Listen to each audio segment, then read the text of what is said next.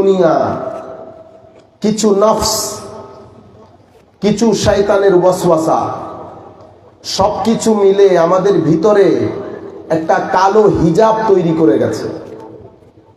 দেওয়ালের এই পার থেকে যেমন অন্য পার দেখা যায় না, অনুরূপভাবে এই কালো হিজাবের কারণে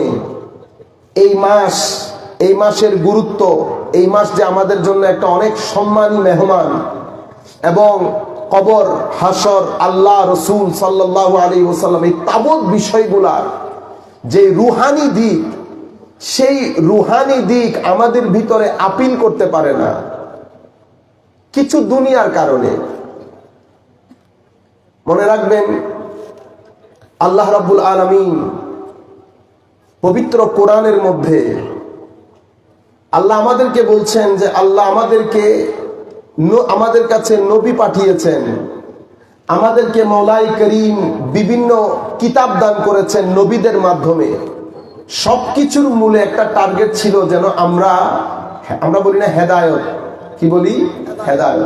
হেদায়ত মানি আমরা সবকিছু মিলে যেন একটা ট্র্যাকের মধ্যে চলে আসি। তো ট্র্যাকের মধ্যে যদি আমি সফর করি ঢাকা অভিমুখী, আমি যত আস্তেই চালাই না কেন, সময় বেশি লাগলেও আমি ঢাকায় পৌঁছাবো। কিন্তু আপনি যদি এদিক দিয়ে চলা শুরু করেন, ঢাকায় পৌঁছাবেন। আপনি যত দ্রুতই যান না কেন, ঢাকা আপনার নসিব হবে না। ঢাকা অভিমুখে যেতে হলে আপনি ঢাকা মুখী হতে হবে। এই ঢাকা মুখী হওয়াটাকে হেদায়েত বলে। ঢাকা মুখী হওয়াটাকে হেদায়েত বলে। আল্লাহ মুখী হওয়া, রসুল মুখী হওয়া, কবর মুখী হওয়া, হাসর মুখী হওয়া, এটাকে হেদায়েত বলে। এখন এই যে চেরাগ, এই চেরাগ কারো ভিতরে মার্কারি লাইটের মতো জ্বলে, কারো ভিতরে মোমবাতির লাইটের মতো জ্বলে। যাদের ভিতরে, আমাদের ভিতরে মোমবাতির লাইটের মতো জ্বলে, একটু জোরে হাওয়া লাগলে মনে যেন বন্ধ হয়ে যাবে। কিসের হাওয়া? কখনো দুনিয়ার হাওয়া লাগে, কখনো নফসের হাওয়া লাগে, কখনো লোভের হাওয়া লাগে, কখনো অশ্লীলতার হাওয়া লাগে, কখনো দাম্ভিকতার হাওয়া লাগে, এক এক ফিতনার হাওয়া লাগে, কখনো মিথ্যাচারের হাওয়া লাগে, দুনিয়া নফস শয়তানের হাওয়া লেগে এই মোমবাতিটা বন্ধ হয়ে মতো আবার জ্বলে উঠে। মসজিদে গিয়েছেন, জ্বলে উঠেছে।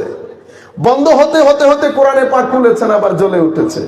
তো আমাদের এই ভিতরের মোমবাতি নিবু একবার নিত্যে নিত্যে আবার জ্বলে উঠে, নিত্যে নিত্যে আবার জ্বলে উঠে। সেই কারণে এটা আপনি কিভাবে বুঝবেন?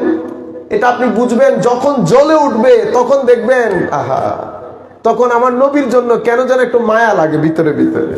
হ্যাঁ, আল্লাহর জন্য কেন যেন ভিতরে ভিতরে একটু মায়া লাগে, মওলাকে দেখতে ইচ্ছে করে, নামাজের প্রতি একটু ঝোঁক লাগে, কেন যেন মনে হয়, মানে আমরা বলি না, ও আতিকের মিটে ফ্যাট ফুরের দে ন হয় মাঝে মধ্যে সিটিংয়ে হইতে। এখন আরে দিন একজনে হতে হয়তো মানে ব্রাহ্মণবাড়িয়ার মানুষ না। বলতে চাচ্ছিলাম, এই বিভিন্ন জায়গা থেকে হাওয়াগুলা লেগে নিবু হয়ে যাওয়ার কারণে যখন জ্বলে উঠে তখন মায়া লাগে, তখন মায়া লাগে। কিন্তু মনে রাখবেন, সবার ভিতরের আলোটা মোমবাতির হয় না। কারোটা মোমবাতির, কারোটা 100 ওয়াট লাইটের, কারোটা মার্কারি লাইটের। তো আমরা আল্লাহর ওলি তাদেরকে বলি যাদেরটা মার্কারি লাইটের হয়, তাদেরকে আমরা আল্লাহর ওলি বলি। আপনি যদি বলেন আমি ওলি বলবো না, তা আপনার দিল যা মন চায় আপনি বলেন, কিন্তু আমি আপনাদেরকে বলছি ওনারা ভিআইপি। এবার আপনি তাদেরকে ভিআইপি বলেন, ওলি বলেন, ওলির শব্দের সাথে যদি আপনার মনে হয় যেন আমি আনকমফোর্ট ফিল করি, কোনো অসুবিধা নাই, আপনি বলিয়েন না এটা। আপনি ভিআইপি বলেন, ভিভিআইপি বলেন, যা মন চাই বলেন, তবে তাদের ভিতরের লাইট মার্কারি হয়, মার্কারি লাইট হয়। আর আমাদেরটা এই একবার নফস ঠেলা দেয় এক জায়গায়, দুনিয়া ঠেলা দেয় আরেক জায়গায়, শয়তান ধাক্কা দেয় এক জায়গায়, 3-4 ধাক্কায় আমরা টালমাটাল, 3-4 ধাক্কায় আমরা টারমাটাল।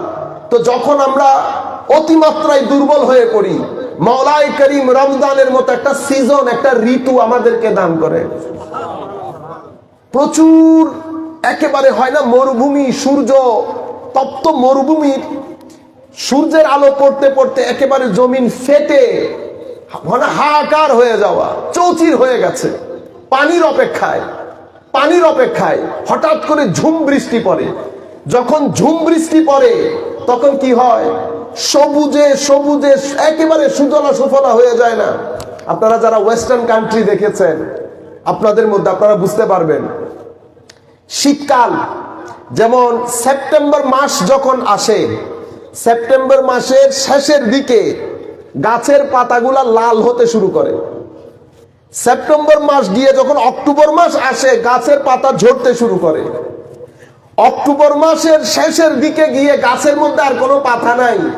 আপনি বুঝতেই পারবেন না এটা কোন ফলের গাছ, দেখতে সব একরকম, কারণ কোনো পাতা নাই, উজাড় হয়ে আছে মনে হয়। অথচ এই 2 মাস আগে একেবারে সবুজে সবুজ, আপনি যেদিকে তাকাবেন, তাকিয়ে থাকবেন, মনে হবে জান্নাত নিচে নেমে এসেছে।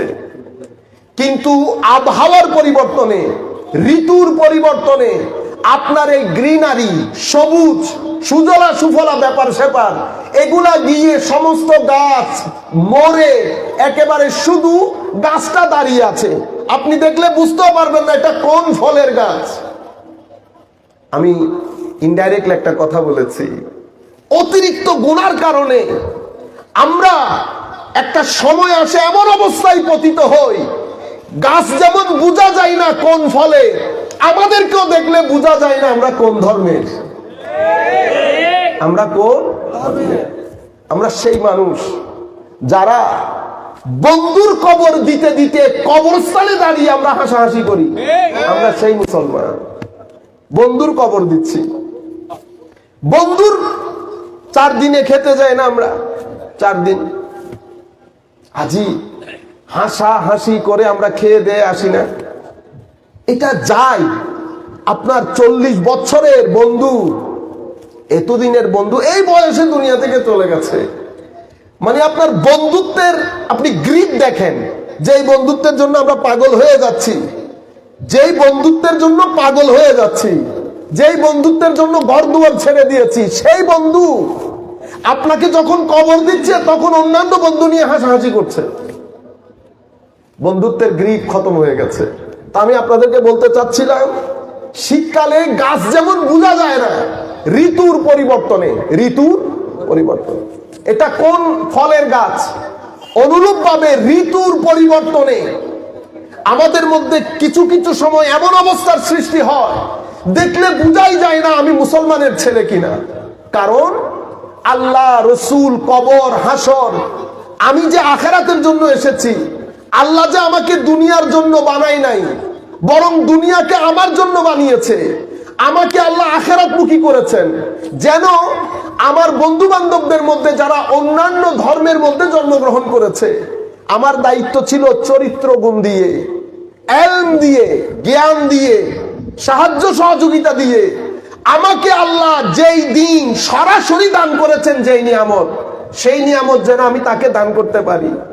আমি যেন আমার কামলিওয়ালা নবীর সাথে পরিচয় করিয়ে দিতে পারি, আসো বেটা এটা আমার নবী, এটা কুল কায়নাতের নবী, এটা ইমামুল মুরসালিন নবী।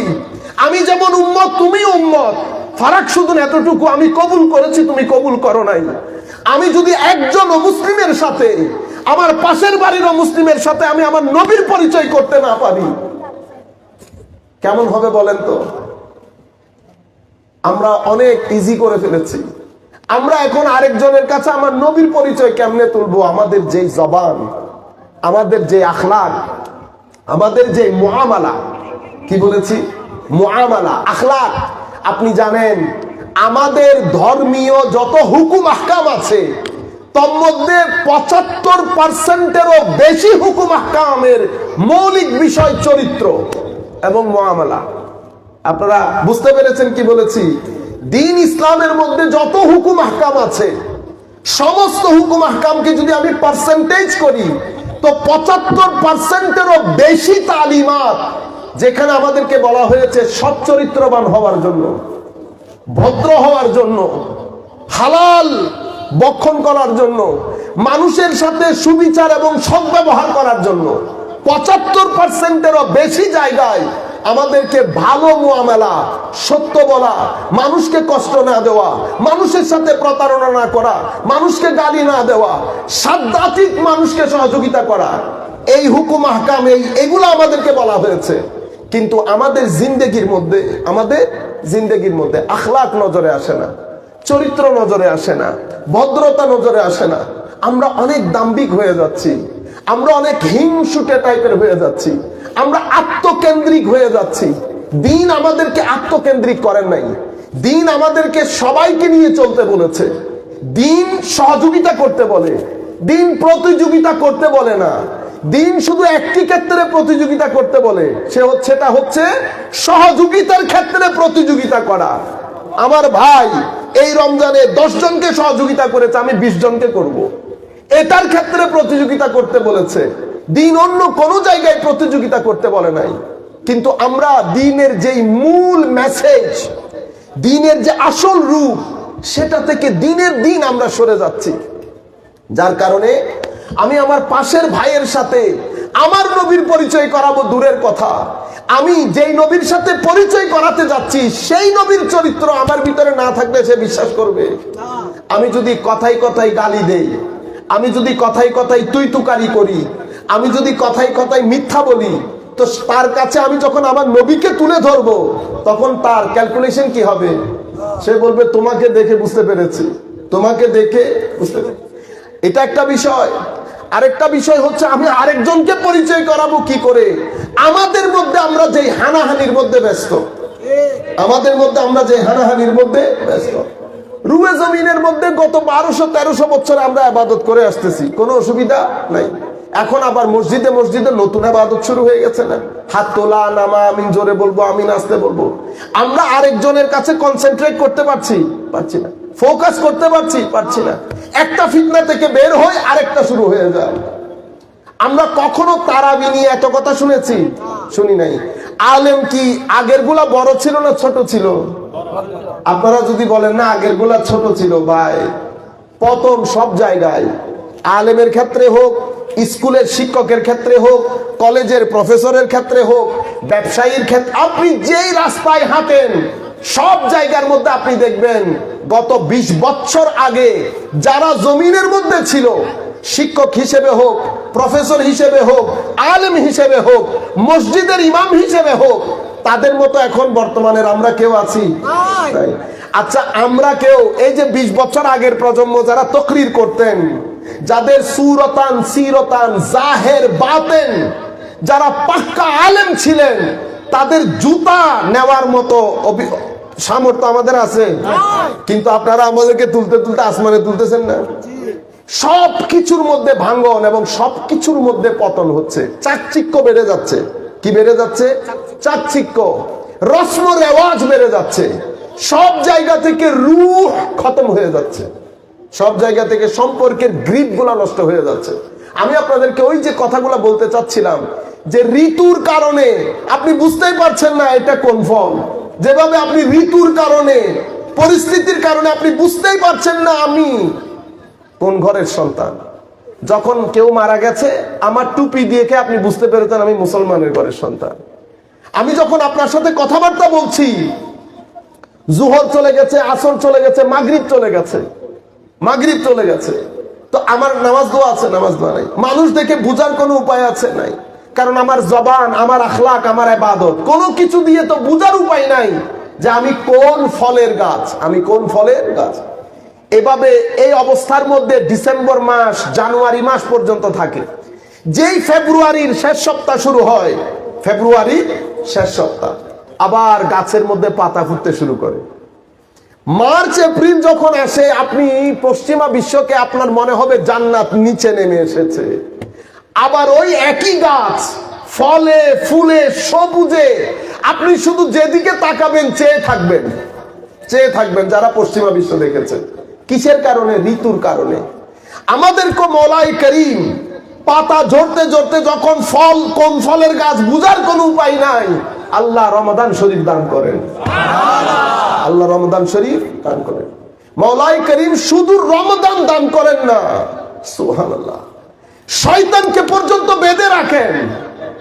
মানি পরীক্ষার প্রথমে প্রশ্ন আমার হাতে 3 দিন আগে দিয়ে দিয়েছে, অতঃপর আরেকজনকে লাগিয়ে দিয়েছে আমার পক্ষ থেকে যেন লিখে দেওয়া হয়। আর কি করা দরকার আমার আল্লাহর?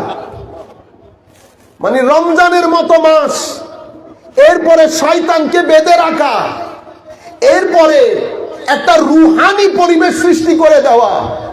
এমন রুহানি পরিবেশের সৃষ্টি হয়, আপনি দেখেন আমার ভাইয়েরা যারা কখনো মসজিদমুখী হয় না, তারাও তাহাজ্জুদের নামাজ আদায় করে, তারাও তাহাজ্জুদের নামাজ আদায় করে। আমি আপনাদেরকে বলবো, আমরা ইফতারের লিস্ট করব, আমরা ঈদের বাজারের লিস্ট করি, কোনো অসুবিধা নাই, কোনো অসুবিধা নাই, করেন।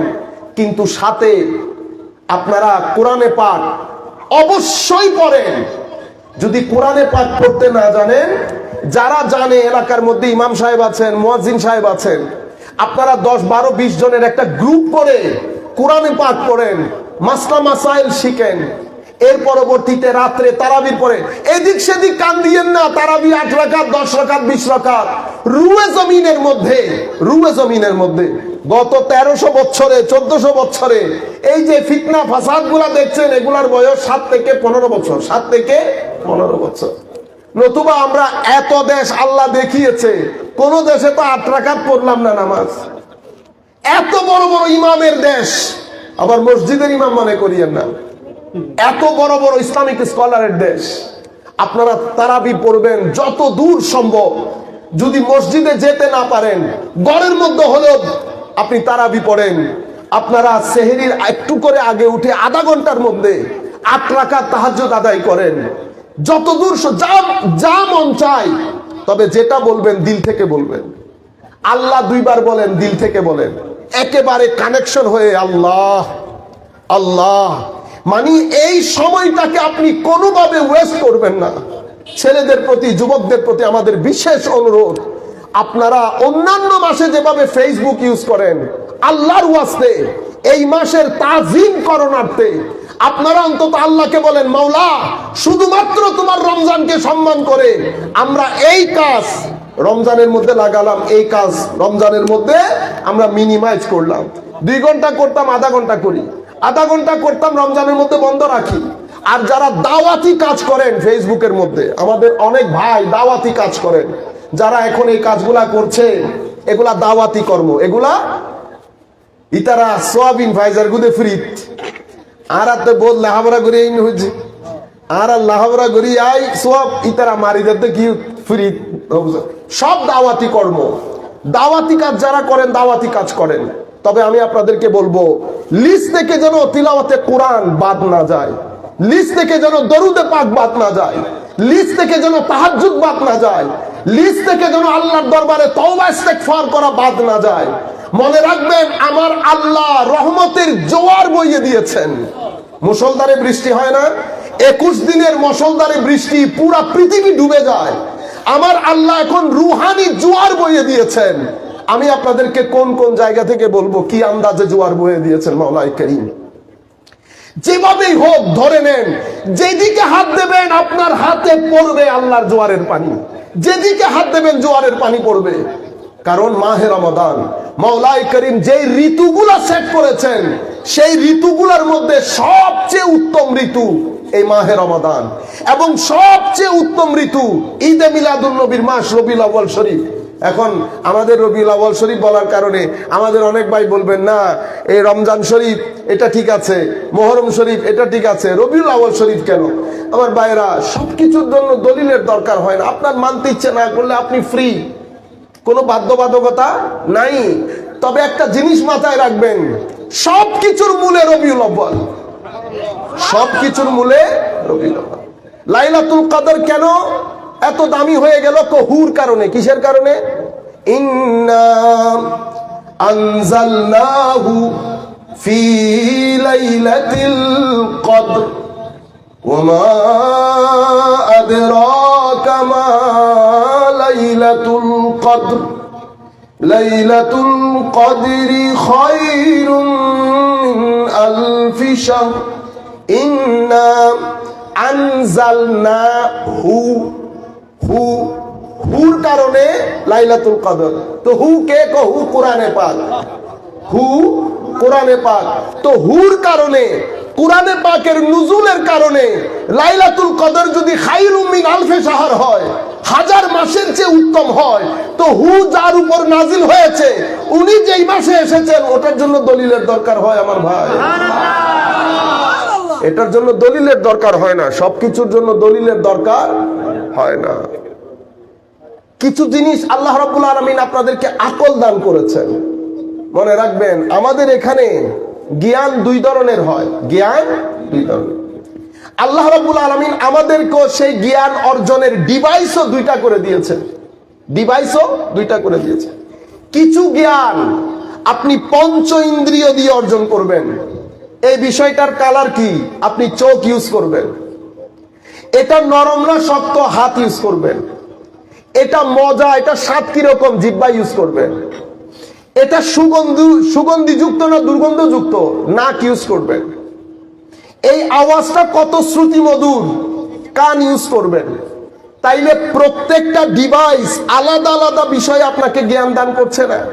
কোনো কারণে যদি কানটা বন্ধ হয়ে যায়, আওয়াজ হচ্ছে না। আকল আছে, বিবেক, ব্রেইন রয়ে গেছে, কিন্তু ব্রেইন সারেন্ডার করছে কেন? ব্রেইন বলছে আমি 5টা বিষয়ের উপর ভর করে জ্ঞান অর্জন করি। এই 5টা বিষয় আমাকে যে ইনফরমেশন দেয়, সেই ইনফরমেশনের উপর আমি তোমাকে বলি ঘটনা কি, স্বাদ না স্বাদ নাই, দেখতে কিরকম, সুন্দর না অসুন্দর, সাদা না কালো, নরম না শক্ত, এগুলো আমি আমার 5টা সোলজার আছে, সৈন্য, এই 5 জনকে দিয়ে আমি জ্ঞানটা অর্জন করি, তোমাকে জানাই। যেই আমার হাতের মধ্যে আমাদের অনেক ভাই, আল্লাহ রাব্বুল আলামিন আমাদের সকলকে রক্ষা করুন, প্যারালাইজড হয়ে যায়, হাত দিয়ে কোনো কিছু গ্রিপ করতে পারে না, কিন্তু বাকিগুলা ঠিক থাকে। আমরা বলি হাত কি হয়ে গেছে, অসুস্থ হয়ে গেছে।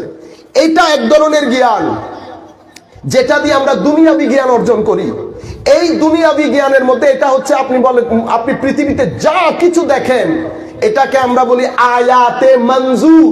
আয়াতে মঞ্জুর মানে এমন নিদর্শন যেটা দেখলে আপনি বুঝতে পারবেন এটার পেছনে একজন অসম্ভব বড় কারিগর রয়েছেন, অসম্ভব বড় কারিগর রয়েছেন। এটাকে বলে আয়াত। আমরা বলি না কোরআনে পাকের আয়াত, বলি না? আয়াত মানে নিদর্শন। আয়াত দুই ধরনের হয়, আয়াতে মঞ্জুর, আয়াতে মাস্তুর। কি বলেছি? আয়াতে মাস্তুর, আয়াতে মঞ্জুর।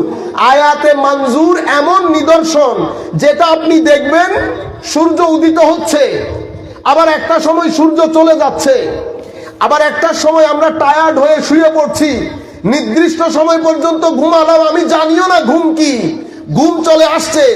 এই ঘুমের মধ্যে পৃথিবীতে এক আজব তামাশা হয়েছে। গাছের পর গাছ, বাড়ির পর বাড়ি, গ্রামের পর গ্রাম জলে ছারকার হয়ে গেছে, আমি জানিও না। আমি বলছি আমি ঘুমেছিলাম। কিসে ছিলাম? ঘুমেছিলাম। কখনো কল্পনা করেছে, চিন্তা করে দেখেছেন ঘুম কি জিনিস? ঘুমকে পবিত্র কোরআনের মধ্যে আল্লাহ রাব্বুল আলামিন ঘুমকে বলেছেন মৌতে আসগর, ছোট মৃত্যু, ছোট মৃত্যু। পৃথিবীতে অনেক মানুষ ঘুমিয়েছে, হায়াত ওই রু আর ব্যাক করে নাই, ঘুমের মধ্যেই দুনিয়া থেকে চলে গেছে। এই যে আপনি রাত্রি বেলায় ঘুমিয়ে যাচ্ছেন, আবার আপনি এক রাত না ঘুমালে 100 রাত দিয়ে আপনি ওই এক রাতের ঘুম আপনি কাভার আপ করতে পারছেন না। কখনো নিজেকে প্রশ্ন করে দেখেছি, মাওলা 24 ঘন্টার মধ্যে কোন একটা সময় ঘুমাই পড়লে তো হয়, রাত কেন? আমার আল্লাহ বলেছেন রাত আমি তোমার ঘুমের জন্য বানিয়েছি, রাত আমি তোমার ঘুমের জন্য বানিয়েছি। সূর্য উদিত হচ্ছে, সূর্য অস্ত যাচ্ছে, জমিনের 1 ফুট নিচে আমি একটা বীজ রোপণ করেছি। সূর্যের তাপ ওই জমিনের 1 ফুট নিচের বীজ কেমনে রিসিভ করে, ওখান থেকে কেমনে শস্য ক্ষেত্র হয় এবং মায়ের গর্ভের সন্তান বড় হয়, আবার পৃথিবীতে বৃষ্টি হয়, তাবতীয় জিনিস যদি আপনি দেখেন, এই নিদর্শনগুলো আপনাকে বলে যে এটার পেছনে একজন কারিগর রয়েছেন এবং যিনি এগুলার কারিগর উনি মহান, উনি মহান। এটাকে বলে আয়াতে মঞ্জুর। এগুলার জন্য আপনার ব্রেইন দরকার, চোখ, কান, নাক সবকিছু দরকার এটা বুঝার জন্য। সেই জন্য এই সমস্ত আয়াতকে কোরআনে পাকের মধ্যে আল্লাহ বলেছেন আলম, আলহামদুলিল্লাহি রাব্বিল আলামিন। আলামিন এটা আলম থেকে, আলম বলা হয় ইউনিভার্সকে, পৃথিবীকে, ইউনিভার্স, বিশ্ব ব্রহ্মাণ্ড। তো আলম আলম মানে হচ্ছে চিহ্ন, আলামত। তো এই পুরা বিশ্ব ব্রহ্মাণ্ডকে আলম কেন বলা হয়? বলা হয় এই কারণে, এটা আল্লাহ রাব্বুল আলামিনের একটা চিহ্ন। আপনি যেদিকেই তাকাবেন সমস্ত সৃষ্টি সাক্ষ্য দেবে যে আমাদের পেছনে একজন কারিগর আছে, আমাদের পেছনে একজন কারিগর আছে। আপনি যদি শুধুমাত্র আপনার ভিতর নিয়ে গবেষণা করেন, একটা হৃৎপিণ্ড নিয়ে, হার্টের বিট নিয়ে, চোখের পুতলি নিয়ে যদি একটু আমরা গবেষণা করি, আমরা নিজেরা, আপনি যদি শুধুমাত্র হাতের এই 5 আঙ্গুলের আর্কিটেকচার নিয়ে যদি চিন্তা করেন, অবাক হয়ে যাবেন। আপনার কাছে কোনো গত্যন্তর নাই, যেদিকেই তাকাবেন আপনি আল্লাহকে দেখবেন। আল্লাহ বাদে কোনো অস্তিত্ব নাই, সবকিছু আপনাকে আল্লাহর কথা বলে। এটা আয়াতে মঞ্জুর। আবার এই আয়াতের পরেও আল্লাহ রাব্বুল আলামিন আরো একটা আয়াত আমাদেরকে দান করেছেন, সেটা আয়াতে মাসতুর, রিটেন ডকুমেন্ট। রিটেন ডকুমেন্ট, এই ডকুমেন্টটা হচ্ছে লিখিত, যেটাকে আমরা কোরআনে পাক বলি। এগুলাকে আমরা কি বলি? আয়াত। কেন? প্রত্যেকটা শব্দ এবং প্রত্যেকটা অক্ষর সকলকে স্পষ্ট চিত্তে ঘোষণা করে যে আমি নিজে আসি নাই, আমাকে প্রেরণ করা হয়েছে, আমাকে পাঠানো হয়েছে। আমি কোরআনে পাকের কথা বলছি। কোরআনের শব্দ, কোরআনের অক্ষর, কোরআনের আয়াত, প্রত্যেকটা কিছু আমাকে আপনাকে ঘোষণা দিচ্ছে আমি আসি নাই, আমাকে একজন পাঠিয়েছেন। আমি আপনাদেরকে যে জিনিসটা বলতে চাচ্ছি যে আমরা 2 ধরনের জ্ঞান অর্জন করি। তো 2 ধরনের জ্ঞানের মধ্যে এক ধরনের হচ্ছে যেটা আমরা পঞ্চ ইন্দ্রিয় দিয়ে আমরা অর্জন করি। করার পরে আমি আমার মাকে কবরে দিয়ে দিলাম। কবরে দিয়ে দেওয়ার পরে এখন আমি দুঃখে পড়ে গেছি না, আমার চোখ দিয়ে আমি বুঝতে পারছি না ভিতরে কি হয়। হাত, নাক, গলা, কান সব কিছু দিয়ে ট্রাই দিয়েছি, ভিতরে কি হয়। আমার মা এখন কোন অবস্থায় আছেন, আমার মায়ের মুভমেন্ট নষ্ট হয়ে গেছে কেন, কি জিনিস বের হয়ে গেছে, শ্বাস প্রশ্বাস বের হয়ে গেছে, কই বের হতে তো দেখি নাই, কোথায় গেল, কে নিয়ে গেল। আমার মা তো আমার চোখের সামনে ছিল, কে আসলো বাইরে থেকে, কে এই ঘটনা ঘটালো। আমি আমার মায়ের পুরা শরীরের অঙ্গ প্রত্যঙ্গ বের করে করে দেখেছি, একজন জিন্দা মানুষের অঙ্গ প্রত্যঙ্গ বের করে করে দেখেছি। আমি দেখলাম কিডনি বলেন, হার্ট বলেন, যা কিছু আছে সবকিছু আমার মায়ের শরীরের মধ্যে ইনট্যাক্ট আছে। কি এমন জিনিস আমার মা থেকে চলে গেছে, আমি হয়রান হয়ে গেছি। আমি দেখছি শুধু শ্বাস বন্ধ হয়ে গেছে। শ্বাস শ্বাস কেন বন্ধ হলো? ডাক্তার বলছে শ্বাস কেন বন্ধ হলো সেটা বলতে পারবো না, কিন্তু শ্বাস এটা একটা নির্দিষ্ট সময় এভাবে সুইচ অফ ড্যাথ। কি বলে? সুইচ অফ ড্যাথ, মানে উপর থেকে একজন সুইচ বন্ধ করে দিয়েছেন, নিচে আপনি দুনিয়া ছেড়ে দিয়েছেন। এখানে কোনো বৈজ্ঞানিক ব্যাখ্যা নাই। ছেলে ফুটবল খেলছে, ফুটবল খেলতে খেলতে মাঝখানে পড়ে মারা গেছে, ডাক্তার লিখে দিয়েছে সুইচ অফ ডেথ, মানে একজন সুইচ অফ করার কারণে ডেথটা হয়েছে। এখন সুইচ অফটা কে করেছে, কেন করেছে? আর এটা বের হতে তো দেখলাম না, বেরও বা হবে কেন? আর এই যে আমি দিয়ে দিলাম, এটাকে আমার মায়ের জীবনের শেষ, আমার সাথে কি আমার মার আর কখনো দেখা হবে না? আমি আমার মায়ের কোলে মাথা আর রাখতে পারবো না, এটা আমার পক্ষে তো মেনে নেওয়া সম্ভব না। আমি কবরের উপর দাঁড়িয়ে যখন চিন্তায় মগ্ন, কি হবে, কেন, তাইলে আমি কেন আসলাম, আমাকেও চলে যেতে হবে, তো কোথায় যাব, ভিতরে কে লুক আফটার করবে? পিঁপড়া দেখলাম সেখানে, কিছু উল্টা সিধা জিনিসও দেখেছি। এই সাপ বিচ্ছুর মধ্যে কোনো কিছু বুঝে আসছে না, কোনো কিছু বুঝে আসছে না। পৃথিবীর সমস্ত মানুষের কাছে গেলাম, সবাই এক বাক্যে বলছে এগুলার কোনো জবাব নাই। তখন আমি দেখলাম আমাদের জ্ঞান অর্জনের জন্য আল্লাহ রাব্বুল আলামিন 2টি সোর্স দিয়েছেন। একটা সোর্স পঞ্চ ইন্দ্রিয়, আরেকটা সোর্স আম্বিয়ায়ে কেরাম, আরেকটা সোর্স আম্বিয়ায়ে কেরাম। একটা সোর্স হচ্ছে আমার পঞ্চ ইন্দ্রিয় আর ব্রেইন, আরেকটা সোর্স হচ্ছে আল্লাহর পক্ষ থেকে দেওয়া ওহী। কি বলেছি? ওহী। কখনো তৌরাত, কখনো জবুর, কখনো ইনজিল, শেষে গিয়ে কোরআন। এই তাবৎ প্রশ্নের উত্তর আপনি বিজ্ঞান দিয়ে গবেষণা করেন আর যাই দিয়ে গবেষণা করেন, কেউ আপনার উত্তর দেবে না কোরআনে পাক ছাড়া, আল্লাহর ওহী ছাড়া, আম্বিয়ায়ে কেরাম ছাড়া। এই উত্তরগুলো আপনাকে কেউ দিবে না। আপনারা বুঝতে পেরেছেন? সেই কারণে জ্ঞান যেমন দুই ধরনের, একটা দেওয়ালের বাইরে আর একটা দেওয়ালের ভিতরে। একটাকে আমরা বলি ফিজিক্যাল ওয়ার্ল্ড, আর একটাকে আমরা বলি মেটাফিজিক্যাল ওয়ার্ল্ড। একটা হচ্ছে এই দুনিয়া, আর একটা হচ্ছে পর্দার বাইরের দুনিয়া। আল্লাহ পর্দার বাইরে তো আমার নজরে আসে না, যেটা নজরে আসে না সেটা নজরে আনানোর জন্যই তো নবীরা আসে। এখন আপনি এখানে দাঁড়িয়ে বলতেছেন এটা নবীদেরও নজরে আসে না। ইন্না লিল্লাহি ওয়া ইন্না ইলাইহি রাজিউন। ও ভাই, নজরে যেটা আসে না সেটা আমাদেরকে দেখানোর জন্য নবীরা আসে। তো যিনি এসেছেন ওনার যদি নজরে না আসে, এটা একটা কথা হইলো?